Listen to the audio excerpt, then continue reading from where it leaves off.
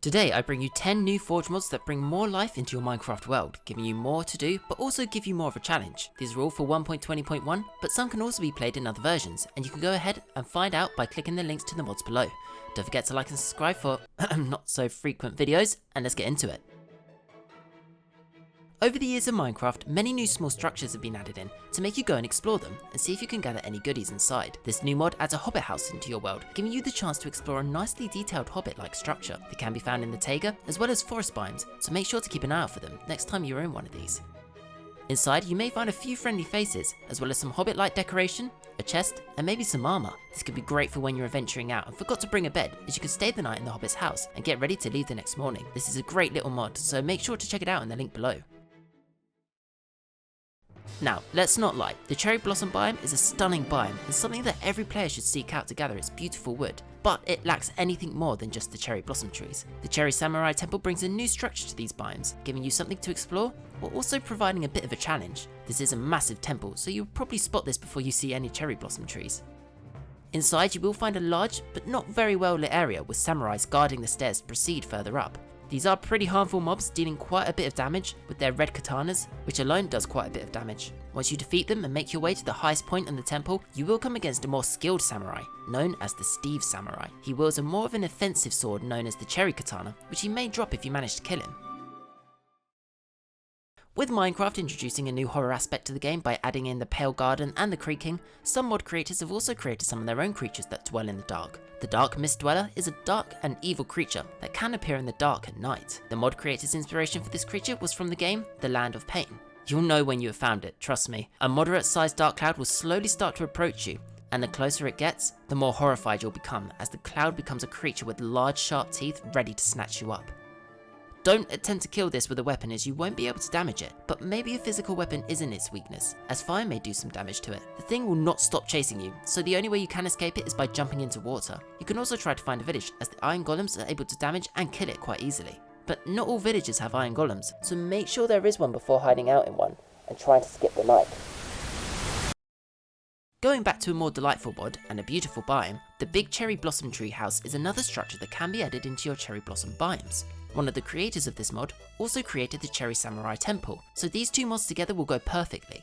This magnificent tree acts as a safe haven for you and for some villagers that have made their way into it. With many different trades and loot found within this tree, it is a structure that must be explored by any traveller. Inside you will find many blocks, decorated in a way that hasn't stirred away from its natural look, but also have been made in a way to look like a livable area. Even if you don't plan on living there, it may be a great place for you to stop by, loot anything that may be useful, and even spend the night there to keep yourself safe from any monster that lurks in the darkness. Again, I really recommend you to play this and the Samurai Temple mod together, as they work great. Now this is a bit of a different mod compared to the rest, as it is a brand new mod for you to be able to travel your world with ease. ForPlane allows you to create two types of plane to explore your Minecraft world in. You're able to create a warplane and a tourist plane very easily, and it's even easier to control compared to the other mods, which involves these kind of vehicles. You can fly across the world by using your W key to accelerate and your S key to decelerate, as well as use your mouse to look in the direction you want to go. You are able to slightly decorate your planes as well, with any type of dye. This will change the colour of the wings of the warplane and change quite a bit of the tourist plane. You have to bear in mind that this is a new mod, so more planes are probably going to be added in the future. But this caught my eye when scrolling through some mods to showcase, and it really caught my attention for it to become a really good mod if it is supported, so make sure to click the link in the description below.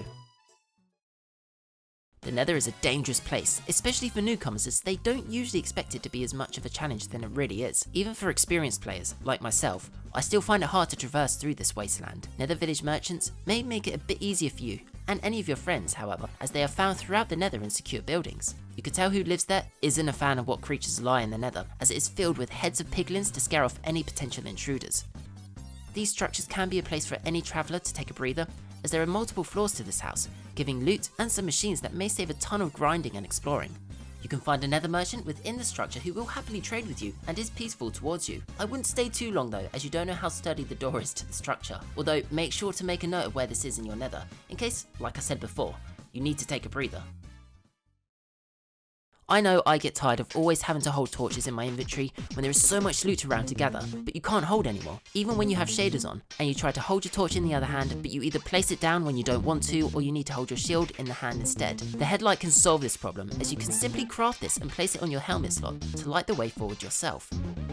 Once you have crafted the headlight, you can right click this when it is in your main hand and place a torch, glowstone, lantern or anything that gives off a light source in the slot that appears. The creator is planning on making it so that you can attach this to your helmet that you're currently using instead of having a headlight there, which will be a great feature, so make sure to continue supporting the mod by downloading it from the link below.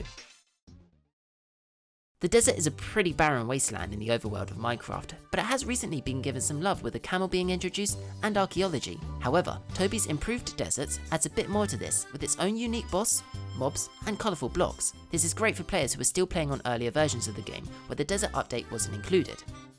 The Cacti Dude is a new unique boss that doesn't naturally spawn, but is done by the player placing its spawn egg, found in a barrel under a palm tree. Defeating this will give you a great reward that can be made into a tool or weapon. I won't go any further, so you can check this out for yourselves. There are also some mobs that can spawn at night which attacks in its own way, but also a mob that can be tamed. I don't want to spoil it for you as it is a really great and fun mod, so I want you all to check it out below. Food is an essential part of Minecraft as you need it to keep your hunger levels high to allow you to sprint and heal over time. There are many great food mods including Farmer's Delight and many add-ons for it, but this one is slightly similar but focuses on baking. Bakeries has a brand new range of different foods including a lot of bread, cooking utensils, machines and tables not seen in other mods. A book is also included when you spawn into your world to help you guide through the mod and progress further into it. There are so many new ways to create food like shaking bottles to give you the correct ingredient, waiting for a yeast to rise in your jar, using molds to create your delicious foods. The list goes on. I can tell this mod is going to take off as it's very well made, and a lot of research has gone into this, making it pretty accurate on how you would make bread in real life, so make sure to click that link in the description. On to our final mod today, and this one is definitely a mod that adds a bit of challenge to you pro Minecraft players. Blades of the Fallen adds a ton of new weapons and mobs to Minecraft, based around the Oriental culture, with samurais, katanas and more. These mobs are not for the faint of hearted, they are extremely strong and powerful, which is why I mentioned pro Minecrafters, as I wouldn't stand a chance. These beings can spawn in a few different structures scattered across your Minecraft world, so if you don't think you are prepared, don't go near it. This mod does include a new villager type, which will trade coins for different swords. These swords can be obtained from killing these bosses, and the coins can be traded for plates, which can then be used to create armor pieces. These are very protective, so the fight may be worth it. If you don't want to trade in the weapons for coins, you could just use them for your own arsenal, which gives you a range of choices on what to do. All the links for the mods I've shown today are in the description below, so make sure you check them out. Don't forget, if you enjoyed today's video, make sure to leave a like and subscribe for maybe frequent videos, and maybe check out the video appearing on your screen now if you fancy it. Farmer's Delight is a fantastic mod with so much food, advancements to help guide you through the mod, as well as new crops that pop up around your world, making you go out and explore different parts of your world. There are so many additions that other creators have made for the mod, but we can get onto that in a different time. Stay tuned as next video, we will showcase what Farmer's Delight has to offer.